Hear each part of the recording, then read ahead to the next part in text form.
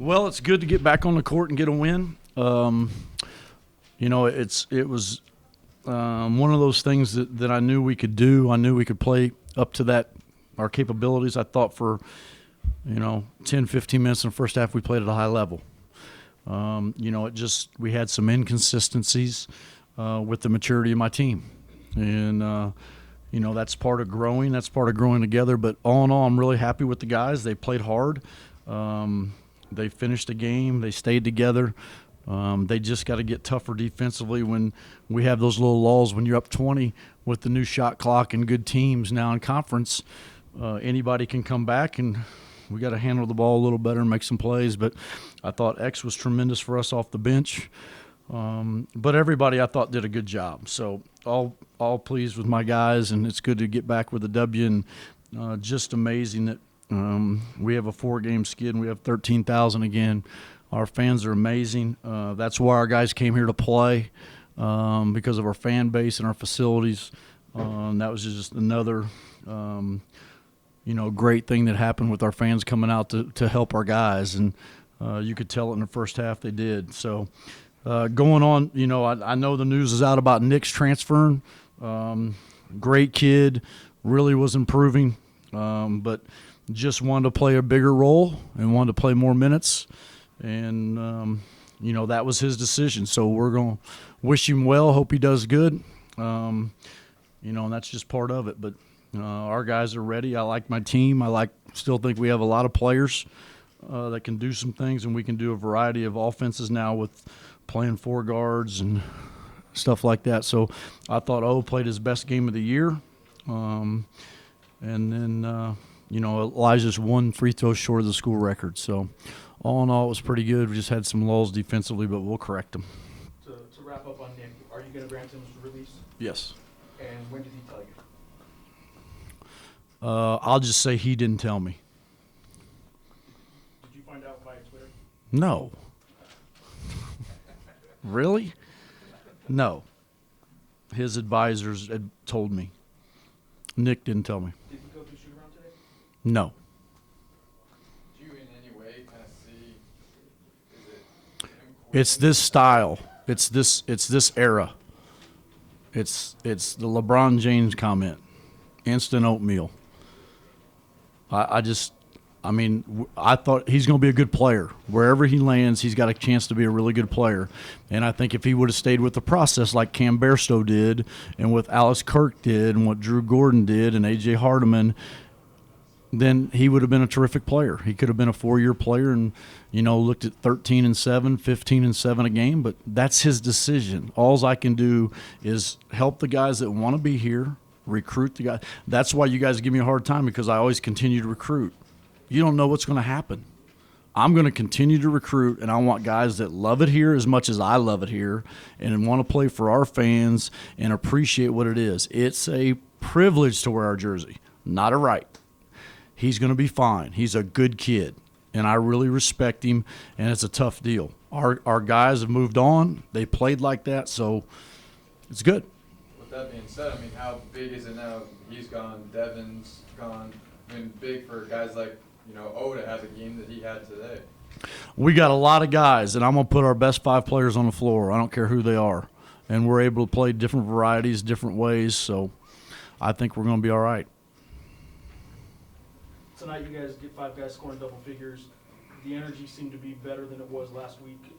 Was there – The energy in what sense? In person, were you there? No, I wasn't there, but I saw the games. It looked like they didn't play a lot. I thought they played with a lot of energy at Auburn. I just think they lost it. I think they didn't play.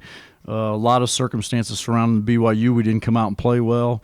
I thought they played with good energy for about 10 minutes in the first half of Washington State. We had our chances. We couldn't get over the hump. That's the first time they faced adversity. I thought they played up to their capabilities tonight, like we have against New Mexico State, Northern Iowa, and at New Mexico State. So you were happy with the energy last week? No, I wasn't happy with it, but I said, with the energy tonight? Yeah. What was the difference tonight? I think they just got tired of the noise outside of our room and our locker room, and That's the most important thing. And they got tired of losing, and they faced a little bit of adversity, and they came back together. And I thought we had 2 great practices. I think Jeff was at one of the practices. He's the only one that was there. I thought it was probably the best practice of the year.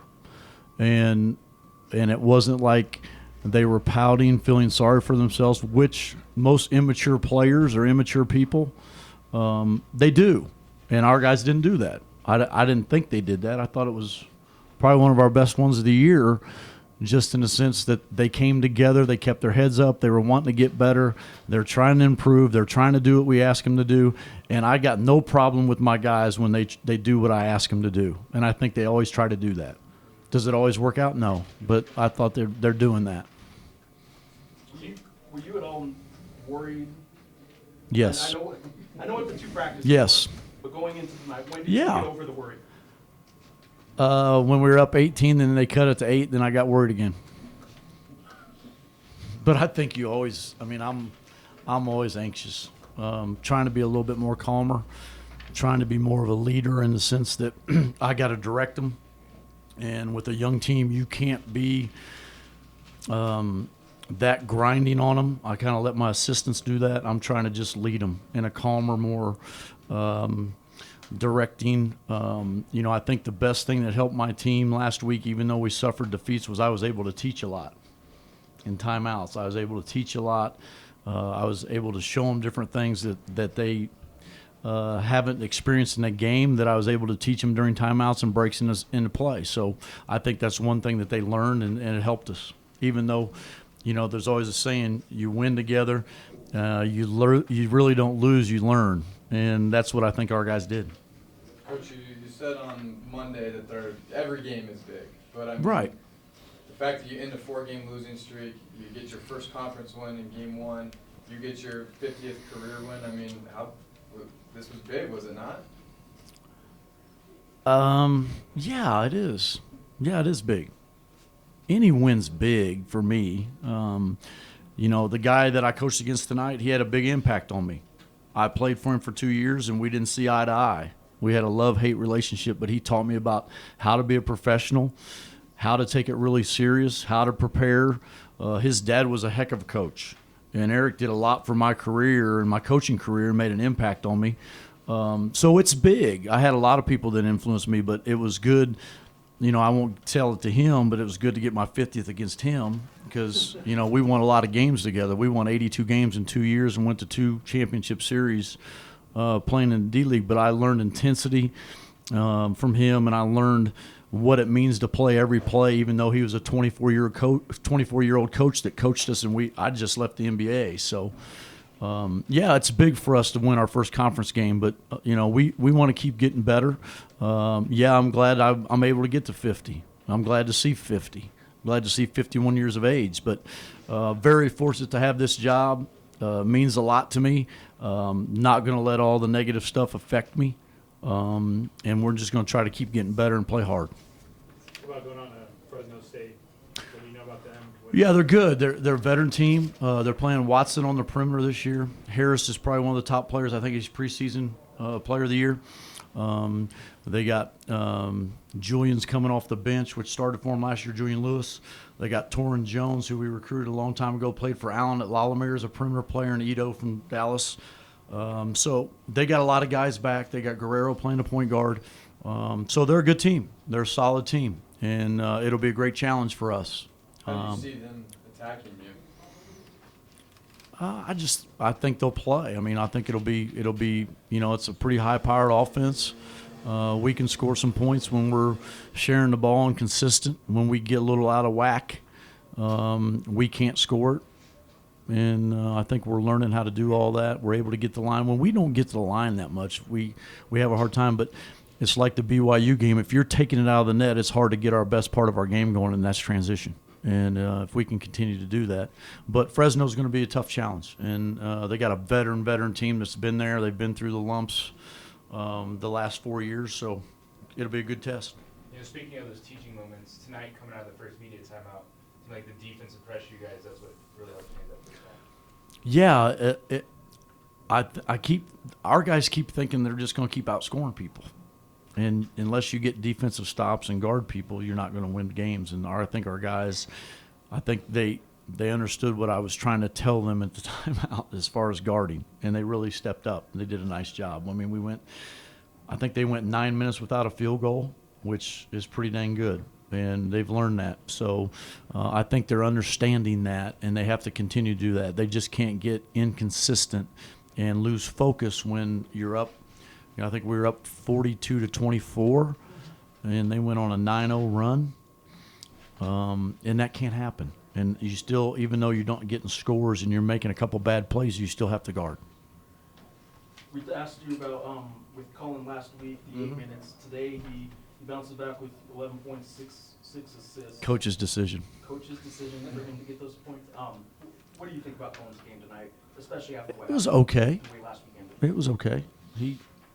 He's Cullen, and he's going to play as hard as he can play, and it doesn't mean any more to him than anybody in our room. It means probably more to him than anything that he plays at a high level and we win. All he cares about winning. And, that was my decision after talking to him at halftime, and I made it, and I just went with it. He was definitely going at it with some players. Got a technical at one point. Mhm. Had a couple fouls where there was some wrestling going on. But was he different tonight in any way? Than you've He seen was in other games? he was Cullen of old. I think he's tried to temper himself. You guys saw him play enough high school basketball games. He's only going to be as good as he's got to be him. And when he tries to not be him, he's average. When he's Cullen and he plays with the fire and the competitiveness and sometimes a little emotional, which I can jank his chain and get that back, I think he's pretty good. And I'm going to let him be him. And when I see that he's going to be kind of in that zone, I take him out. It's Xavier getting 14 points. Jordan had the 10 last week. Yeah, I just came with. Starting to come around. Yeah, I just no. What I did was here's what I did. I kind of made a decision going in before I knew what was going on with Nick, but I think our best players in our program right now, not taking anything away from Tim Williams and a botch, is that our depth is in our guards. And I wasn't getting enough minutes. Dane Kuiper's going to start getting some playing. Anthony Mathis, Jordan's going to start getting some playing. I'm going to go 4 guards because I can do that. I think X is a hard mismatch for power forwards. I think he brings a lot of energy, brings a lot of length, and it makes us hard to guard. So I think we'll do that occasionally. I would have liked to play Joe maybe a little bit in the second half, but when they went small and started trapping us, I just thought we had to go small, and Joe kind of got caught in that. But Joe's a big piece of what we're doing, and you'll see a little bit more where we play X at that spot too. And I think it helps him. I just got to get him on the floor because I wasn't able to get him on the floor, and I think I'll be able to do that now. You did have 20 turnovers there, 22 points off those turnovers. Mm-hmm. How many of those were kind of the sloppy pass types, and how many of those were you okay with? I think if you watch the tape, I don't know how many missed catches we had, and I don't know how. I'd have to watch it. I was okay with some of them. I wasn't okay with about half and half. I think some of them were we had missed catches, or we got a little bit. The thing that's hard is when I call it we shrink the wood on ourselves when we dribble over to a corner or a sideline and you're using the baseline and the sideline plus a defender. You shrink the wood on you. You got to keep it in the middle of the floor. And did Tim get the touches you wanted tonight? He got a lot of touches, but when he was in foul trouble, we would have got him a lot more. He probably set out. What did he set out the second half? 8 minutes, 9, 10 minutes. He would have got a lot more, but he gets 13 shots. I think he would have been right around, if he plays those minutes, he could have been right around 20. I think we would have got him about 20 shots. Maybe not because he's so unselfish, but I just think he sat a lot in the second half. I don't know exactly what the minutes were in the second half.